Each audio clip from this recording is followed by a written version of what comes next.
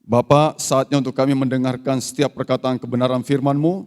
Karena itu mari Tuhan berbicara kepada kami, buka hati kami selebar-lebarnya, supaya kebenaran firman-Mu boleh sampai ke setiap pribadi-pribadi yang mendengarkan firman-Mu, dan kami percaya firman-Mu akan mengubahkan setiap kami.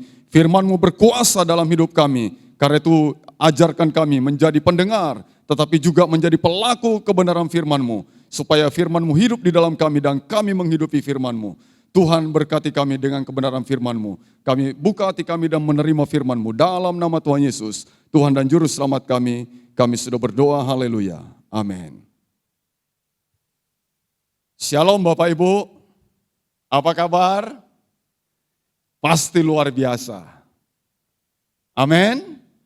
Saudara, dalam kondisi COVID-19 tidak menghambat semangat kita untuk tetap memuji Tuhan, menyembah Tuhan, tidak menghambat semangat kita untuk bersekutu dengan Tuhan, tidak menghambat semangat kita untuk bersama-sama belajar akan kebenaran firman Tuhan.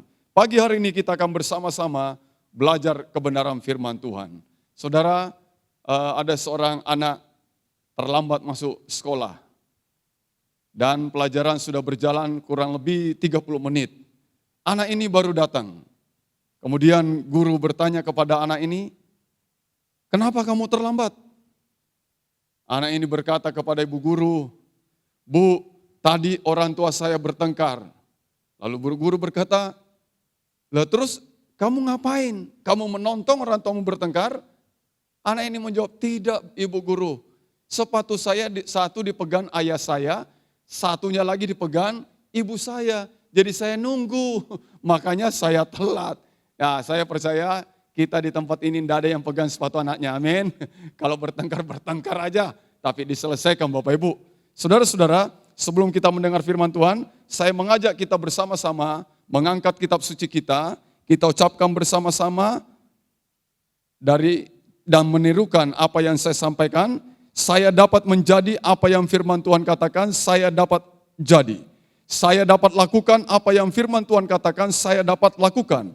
Saya dapat memiliki apa yang firman Tuhan katakan, saya dapat memiliki. Saya menyatakan, saya mempercayai, dan saya menerimanya dalam nama Yesus. Aku percaya akan firman-Mu, firman-Mu adalah kebenaran. Aku percaya akan janji-janji firman-Mu. Janji-janji firman-Mu akan digenapi dalam hidupku. Firman-Mu mengajarku hari ini dan aku akan melakukannya. Saudara mau diajar oleh firman Tuhan? Saudara mau melakukan firman Tuhan?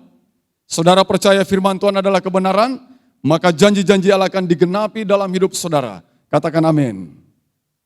Kita buka Alkitab kita di dalam Pengkhotbah pasal yang ke-9, ayat yang ke-4. Saya bacakan firman Tuhan. Pengkhotbah pasal yang ke-9, ayat yang ke-4. Tetapi siapa yang termasuk orang hidup mempunyai harapan, karena anjing yang hidup lebih baik daripada singa yang mati. Saya beri tema firman Tuhan pada pagi hari ini, hidup dalam pengharapan. Ayat ini berkata saudara, siapapun yang termasuk orang yang hidup, maka dia punya harapan. Jadi Bapak Ibu datang ke gereja, Bapak Ibu bersekutu, kita datang kepada Tuhan, kita punya harapan. Siapapun yang termasuk orang hidup mempunyai harapan. Saudara tahu, penulis dari Pengkhotbah adalah Raja Sulaiman sendiri. Dia punya pengalaman juga banyak jatuh bangun dalam kehidupannya.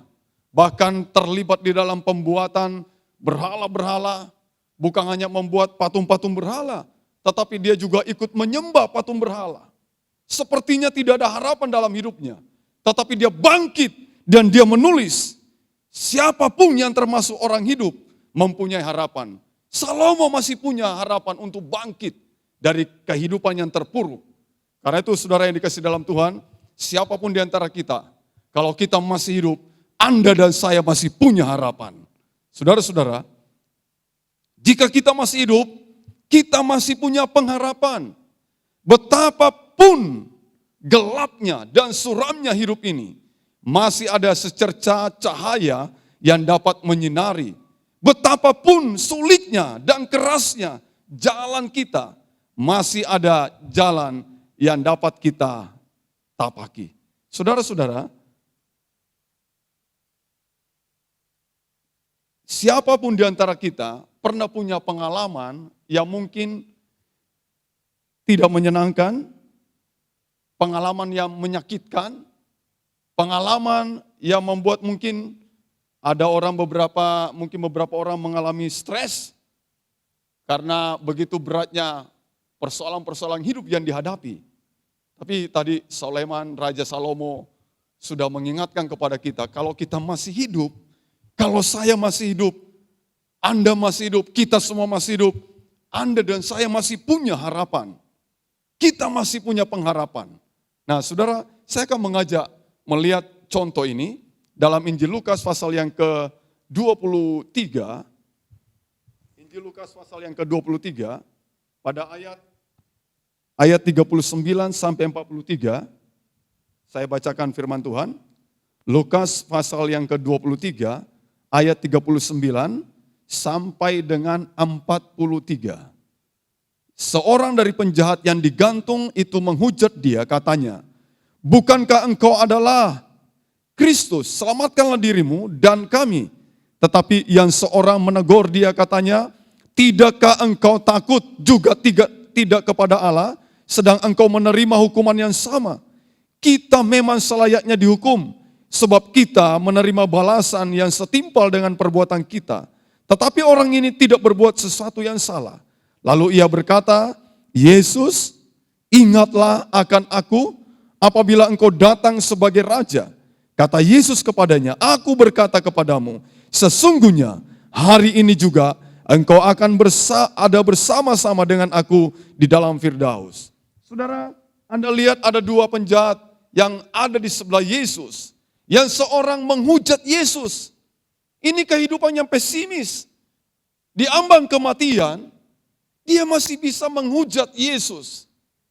Tetapi seorang penjahat lagi di sebelah Yesus, dia menaruh harapan kepada Yesus. Di ambang kematian, dia masih punya harapan.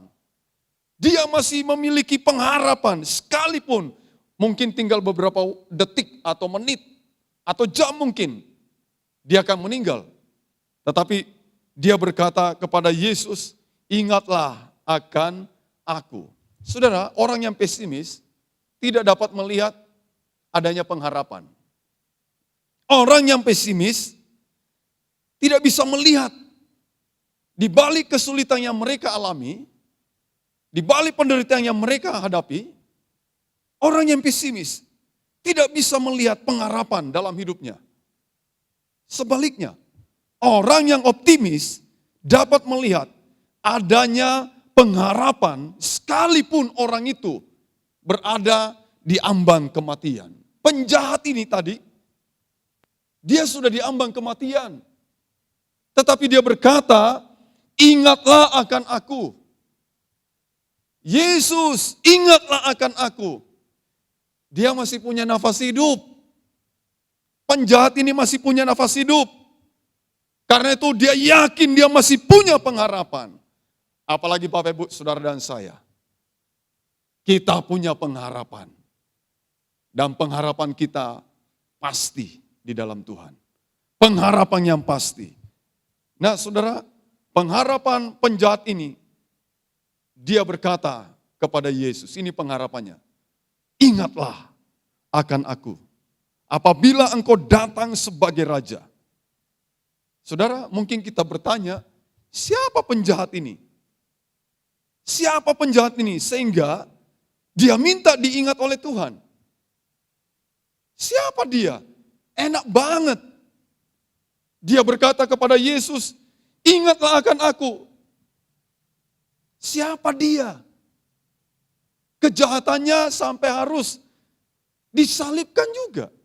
Berarti ini dia seorang penjahat yang luar biasa. Sampai vonisnya harus digantung di kayu salib. Tetapi dia berkata, "Ingatlah akan aku." Ingatlah akan aku. Siapa penjahat ini, saudara? Ya, sehingga dia minta diingat oleh Tuhan. Apakah dia pernah berjasa kepada Yesus? Apakah Yesus pernah berhutang budi kepada dia? Saya kira enggak. Saya yakin dia tidak pernah berjasa kepada Yesus, dan Yesus pun tidak pernah berhutang budi kepada dia. Perbuatan baik apakah yang pernah dia lakukan untuk Yesus? Saya juga yakin bahwa dia belum pernah melakukan sesuatu yang baik untuk Yesus. Tetapi saudara, dia berkata, ingatlah akan aku.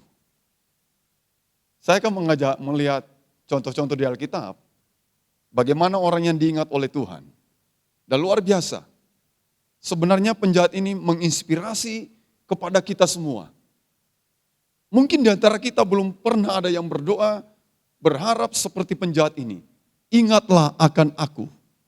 Mungkin kita tidak pernah berucap seperti itu kepada Tuhan. Penjahat ini memberi inspirasi kepada kita. Ingatlah akan aku. Saudara coba kalau kita baca dalam Kejadian 8, ayat yang pertama. Kejadian 8 ayat yang pertama. Maka Allah mengingat Nuh. Maka Allah mengingat Nuh dan Allah membuat angin menghembus melalui bumi sehingga air itu turun. Saudara lihat, dalam Kejadian 8 ayat 1, Allah mengingat Nuh. Itu yang jadi harapan penjahat ini. Ingatlah akan aku. Bila engkau datang sebagai raja, ingatlah akan aku. Dan saudara, contoh di Alkitab, orang yang diingat oleh Tuhan, salah satunya adalah Nuh. Maka Allah mengingat Nuh. Dan Allah membuat angin menghembus melalui bumi sehingga air itu turun. Barulah Nuh bisa melihat, ya, air itu mulai turun dan sampai Nuh bisa mendirikan mezbah bagi Tuhan dan dia bisa kembali menyembah Tuhan, membakar korban untuk Tuhan dan Tuhan mencium itu sebagai bau yang harum di hadapannya. Saudara, jadi penting untuk kita diingat oleh Tuhan. Orang tidak mengingat kita, sahabat melupakan kita, bahkan saudara melupakan kita, mungkin saja orang tua melupakan kita, mungkin ya oke lah. Bukan terlalu masalah buat kita mungkin. Tetapi kalau sampai Tuhan tidak mengingat kita, itu yang menjadi masalah buat saudara dan saya. Karena itu kita rindu seperti penjahat ini berkata, ingatlah akan aku. Saudara, tadi saya berkata, siapa sih penjahat ini sampai dia minta diingat oleh Tuhan? Kalau Nuh, saudara, Nuh itu orang yang benar hidupnya di antara sejamannya. Nuh itu orang yang tidak bercela lakunya. Ketika Tuhan mengirim air bah, hanya Nuh dan keluarganya yang diselamatkan. Jadi layak kalau Tuhan mengingat Nuh. Karena Nuh hidup benar di hadapan Tuhan, tidak bercela dengan orang sejaman dia. Hanya Nuh. Makanya Allah mengingat Nuh. Kalau penjahat ini tadi, apanya yang mau diingat? Apanya yang mau diingat penjahat ini? Tetapi Allah bisa mengingat Nuh karena Nuh hidup benar. Kemudian contoh yang lain, dalam Kejadian 19 ayat 29, maka Allah ingat kepada Abraham, lalu dikeluarkannya Lot dari tengah-tengah tempat yang ditunggambalikan itu. Saudara, contoh yang kedua, Tuhan mengingat Abraham. Jadi ketika Tuhan akan membinasakan Sodom dan Gomora, Tuhan ingat kepada Abraham. Abraham itu disebut sahabatnya Allah. Dia diingat. Karena Abraham punya keponakan di Sodom dan Gomora, Lot dan keluarganya. Karena itu saudara, Tuhan berkata maka Allah ingat kepada Abraham. Abraham diingat. Nah kalau Abraham diingat, pantas Abraham diingat.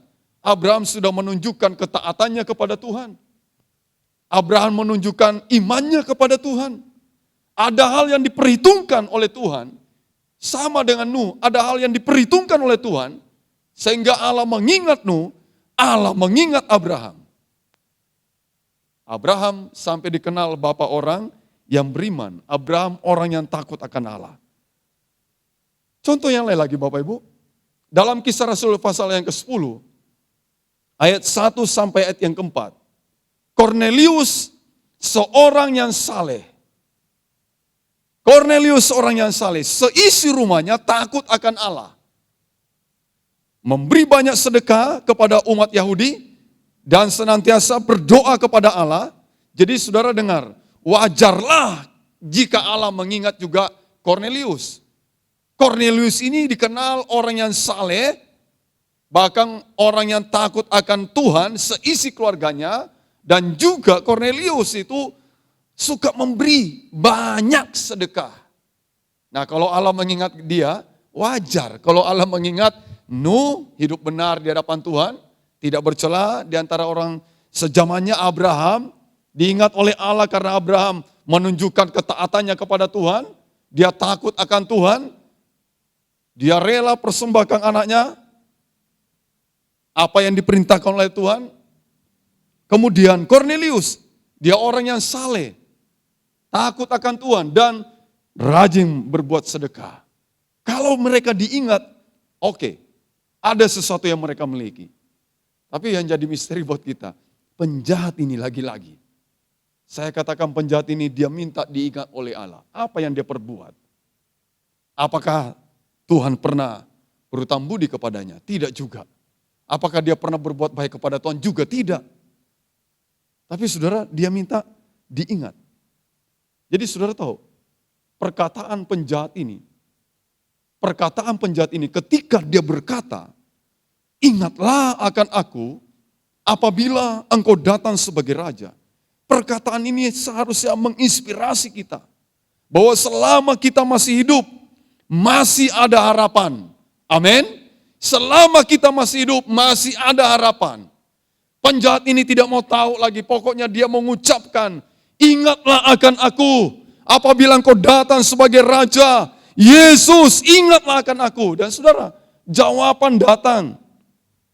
Ya, Yesus berkata, aku berkata kepadamu, sesungguhnya hari ini juga engkau akan bersama-sama dengan aku dalam Firdaus. Luar biasa. Jadi bukan asal ngomong ini penjahat, ingatlah akan aku, direspon baik oleh Tuhan. Ini memberi pengertian kepada kita. Dengar baik-baik Bapak Ibu. Seburuk apapun masa lalumu, sejahat apapun Anda dan saya sebelum mengenal Tuhan, Tuhan tidak melihat masa lalumu. Dia tidak mau mengungkit-ungkit masa lalumu. Tapi Tuhan melihat engkau hari ini bagaimana. Tuhan ingin melihat hari ini engkau bagaimana. Jika engkau hari ini mengalami perubahan hidup, engkau bertobat, maka Yesus berkata kepada penjahat ini, sesungguhnya hari ini, bukan besok, sesungguhnya hari ini juga, engkau bersama-sama dengan aku dalam Firdaus. Yesus merespon apa yang menjadi harapan penjahat ini. Yesus merespon apa yang menjadi harapan dari penjahat ini. Saudara-saudara dikasih dalam Tuhan. Jadi jangan pernah melihat dilemahkan dengan masalah-masalah di belakang kita. Masalah di belakang mungkin banyak yang tidak menyenangkan. Masalah di belakang kita mungkin segudang, setumpuk. Noda-noda merah, noda-noda hitam, apalagi. Tapi waktu engkau mengarahkan dirimu kepada Tuhan, datang kepada Dia, berharap kepada Dia, tidak ada yang mustahil bagi Dia. Amin. Tidak ada yang mustahil bagi Tuhan. Hiduplah dalam pengharapan. Pengkhotbah berkata tadi, jika engkau masih hidup, engkau masih punya harapan. Siapapun di antara orang yang hidup, orang itu punya harapan. Seorang janda, saudara, beberapa hari dia tidak makan karena persediaan bahan makanan di rumahnya habis, dan dia hanya seorang janda. Dan dia bertetangga dengan seorang ateis. Janda ini tiap hari berdoa kepada Tuhan. Dia berdoa kepada Tuhan, dia berharap kepada Tuhan. Mungkin beberapa hari sudah dia tidak makan dan saya tidak tahu apakah ini puasa terpaksa. Yang jelas dia tidak makan beberapa hari. Kemudian dia berdoa kepada Tuhan. Tapi saudara, Waktu dia berdoa kepada Tuhan, ateis merasa terganggu. Karena berdampingan rumahnya ya. Mungkin satu tembok aja. Jadi dia dengar. Kemudian si ateis datang ke rumah janda ini, menggedor pintu rumah janda ini. Dan ketika janda ini membuka pintu rumahnya, ateis berkata, kamu itu bodoh. Kamu berdoa kepada Tuhan, Tuhan itu tidak ada. Apa yang kamu doakan itu nihil semuanya.